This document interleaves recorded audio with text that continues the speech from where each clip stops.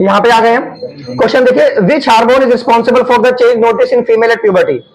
Female में जो changes होते हैं ना प्यूबर्टी में, कौन सा हार्मोन रिस्पॉन्सिबल है उसके लिए? फीमेल में जो चेंजेस होते हैं प्यूबर्टी की एज में, तो कौन सा हार्मोन रिस्पॉन्सिबल है उस चेंजेस के लिए? फीमेल में जो चेंजेस होते हैं at the age of puberty, which hormone responsible? तो फीमेल में एस्ट्रोजन रिस्पॉन्सिबल है। कौन सा रिस्पॉन्सिबल है?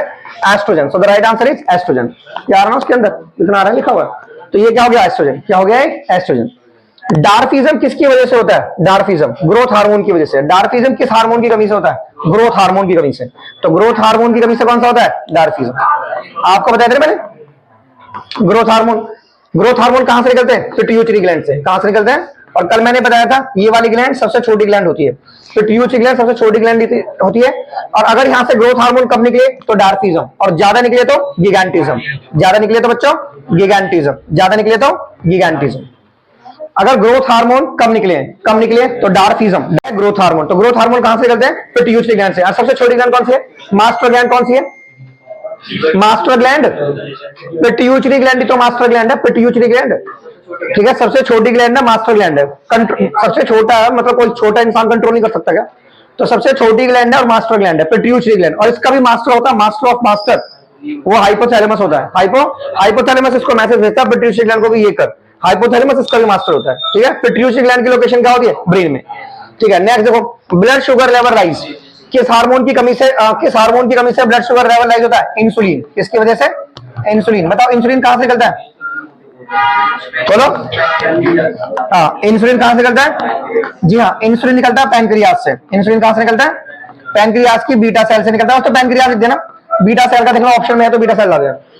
पैनक्रियाज की बीटा सेल से निकलता है इंसुलिन। तो इंसुलिन कमी से हमारा blood glucose level, blood sugar level या ब्लड ग्लूकोज लेवल बढ़ जाता है। ब्लड ग्लूकोज लेवल राइज हो जाता है इंसुलिन की कमी से। इंसुलिन की कमी से, इंसुलिन की कमी से। आयोडीन नेसेसरी है किस हार्मोन को बनाने के लिए? जी हाँ, आयोडीन जरूरी है थायरॉक्सिन के लिए। आयोडीन जरूरी किसके लिए है? थायरॉक्सिन के लिए। ठीक है, और आयोडीन नहीं होगा तो इसकी कमी से क्या हो जाएगा? गॉइटर। क्या हो जाएगा? गॉइटर। ठीक है, थायरॉक्सिन की कमी से क्या हो जाएगा? Goitre, goitre, goitre. Iodine, iodine कौन सा हार्मोन बनाता है? थायरॉक्सिन। थायरॉक्सिन, आयोडीन कौन सा हार्मोन बनाता है? थायरॉक्सिन। और उसकी कमी से क्या हो जाएगा? गॉइटर। क्या हो जाएगा? गॉइटर। क्या हो जाएगा? गॉइटर। क्लियर है? चलिए नेक्स्ट क्वेश्चन देखिए, कौन सी एंडोक्राइन ग्लैंड ब्रेन में होती है? बताइए। जी हाँ, कौन सी एंडोक्राइन ग्लैंड ब्रेन में होती है? Pituitary gland. तो right answer is pituitary gland, pituitary gland. कौन सी एंडोक्राइन ग्लैंड ब्रेन में होती है? Pituitary gland, pituitary gland, pituitary gland. Okay, next question, which gland secrete digestive enzyme as well as hormones? बोलिए। पैनक्रियाज।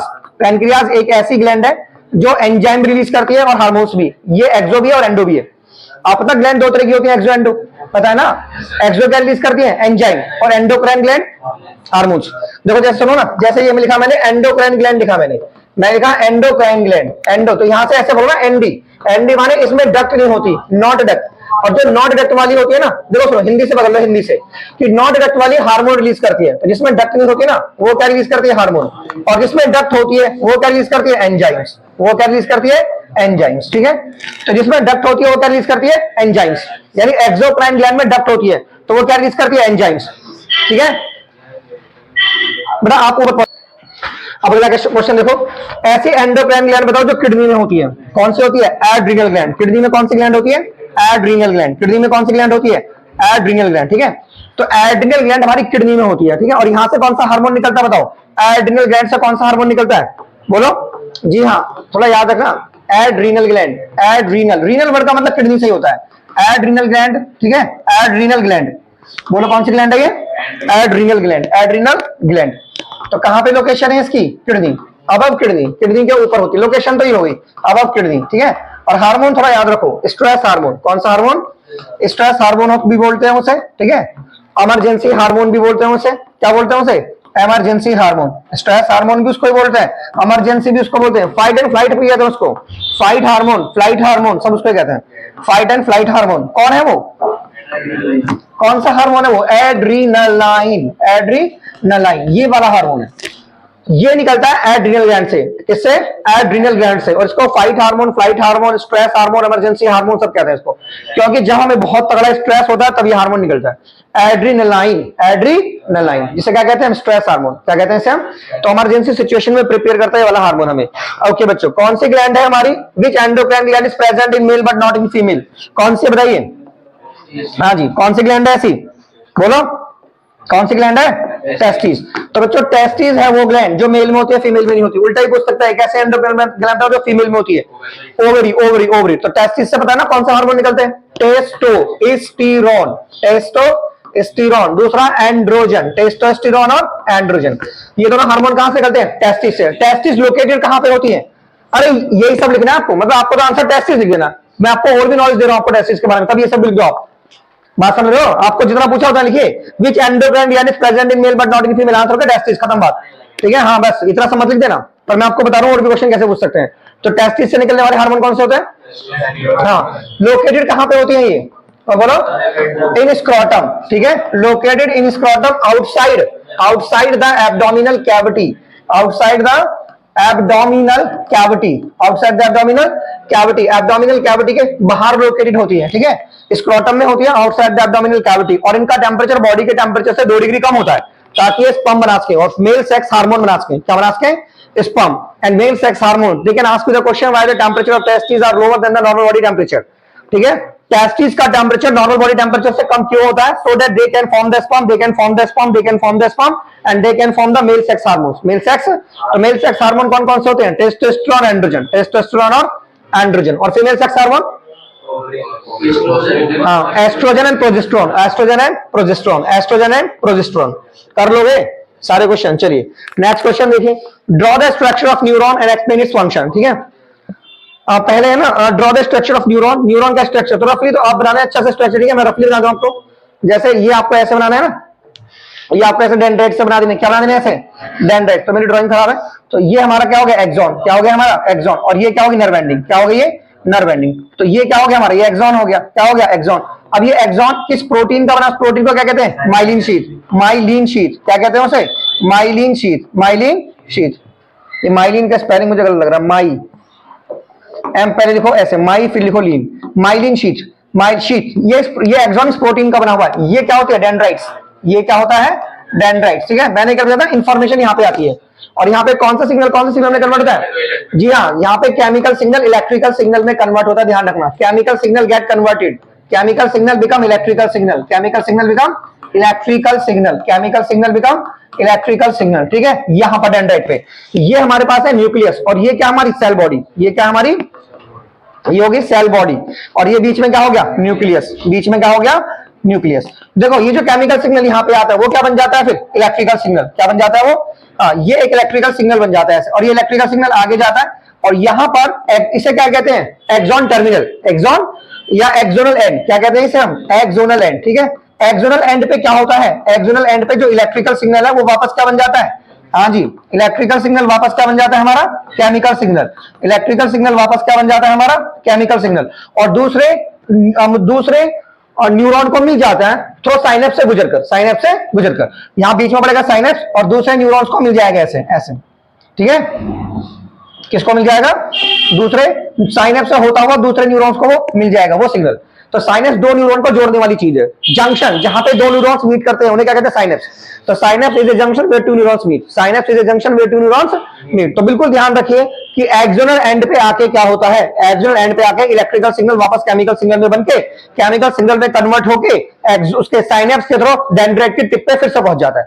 क्या क्या क्या बन गया? Chemical signal. और केमिकल फिर से क्या बन जाएगा वहां पे? इलेक्ट्रिकल। और ये प्रोसेस चलता रहेगा। समझ में आ गया क्या? तो ये पार्ट हो गया। तो ये हमारा हो गया। तो बता देना ये एक्सॉन होता है, ये एक्सॉन होता है। ठीक है, एक्सॉन का फंक्शन क्या है? Information travel through the axon, information travel through the axon. And which part receive information?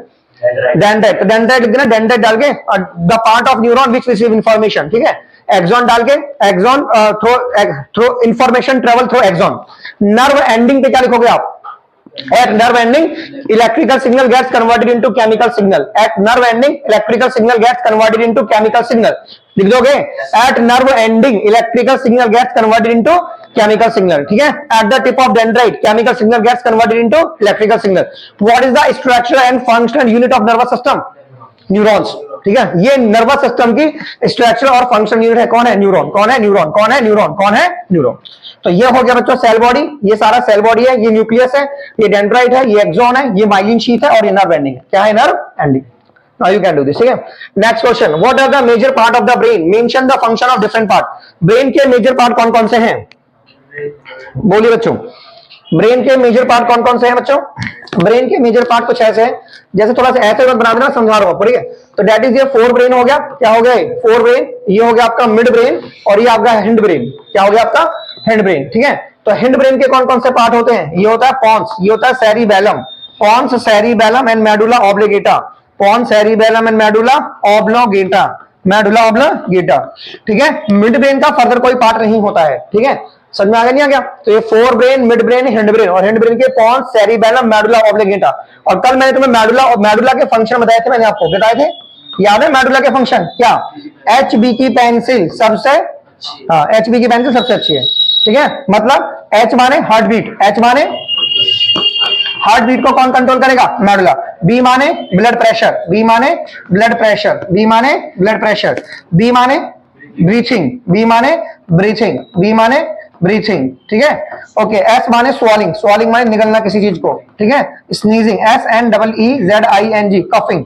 ये सारे काम कौन कंट्रोल करता है? ये मेडुला कंट्रोल करता है. एक क्वेश्चन था स्पाइनल कोड कहां से राइज होती है?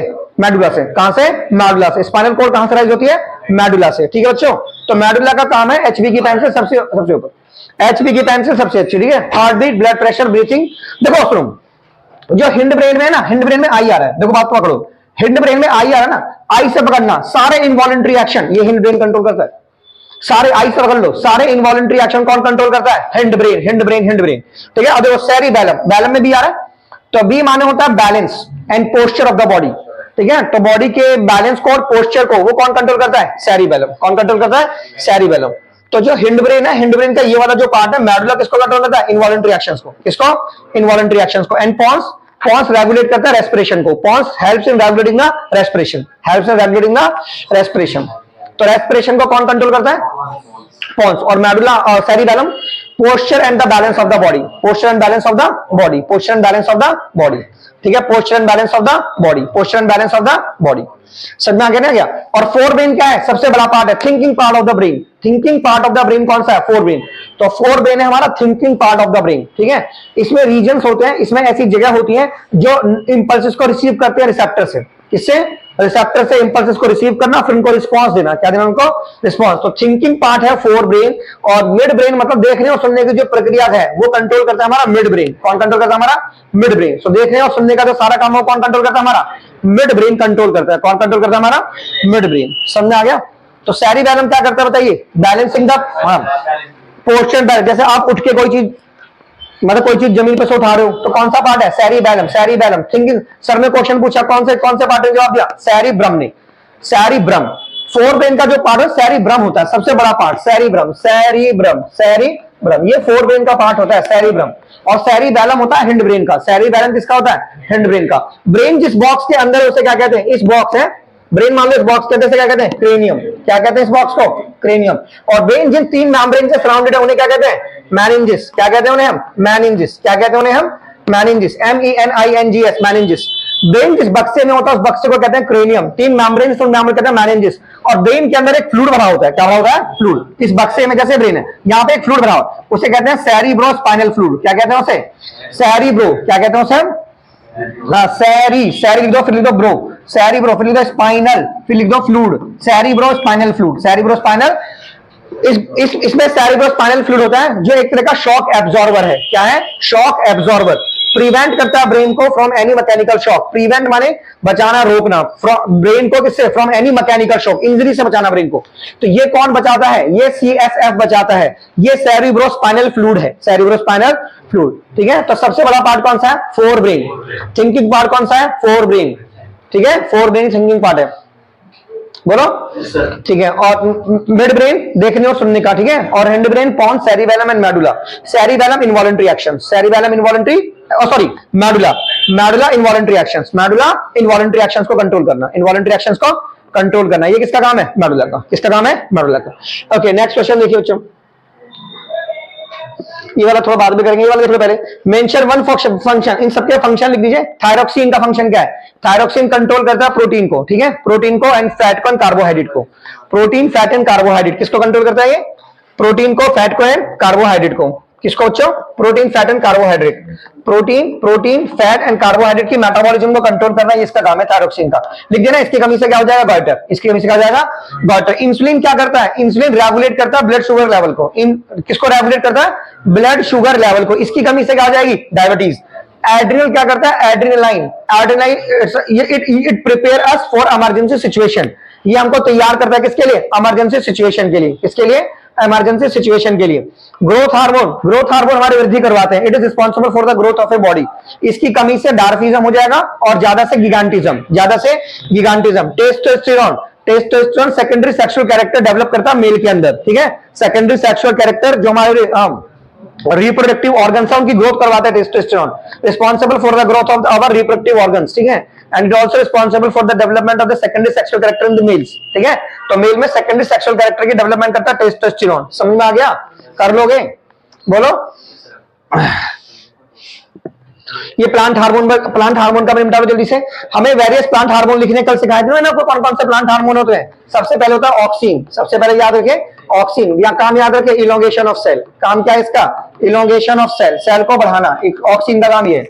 दूसरा कौन सा है हमारा? Gibberellin, GIBBERLIN, gibberellin. Growth of stem करना, क्या करना? Growth of stem, growth of stem की ग्रोथ करना। फिर क्या है? साइटोकाइनिन। फिर क्या है हमारा?